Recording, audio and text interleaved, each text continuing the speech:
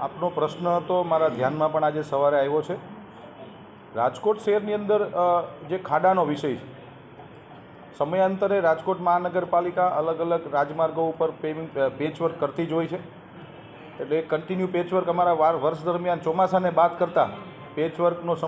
સમય આવતો હોય, એ તબક્કો આવતો હોય ત્યારે અમે લોકો પેચવર્ક પણ કરતા હોઈએ છીએ। રહી વાત હવે રાજકોટ મહાનગરપાલિકાના વાહનોની,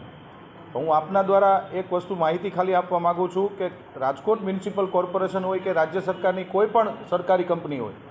જ્યારે એ ટેન્ડર આપતી હોય ત્યારે એજન્સીના વાહનો હોય, પણ જ્યારે એજન્સી 2 વર્ષ માટે કે 3 વર્ષ માટે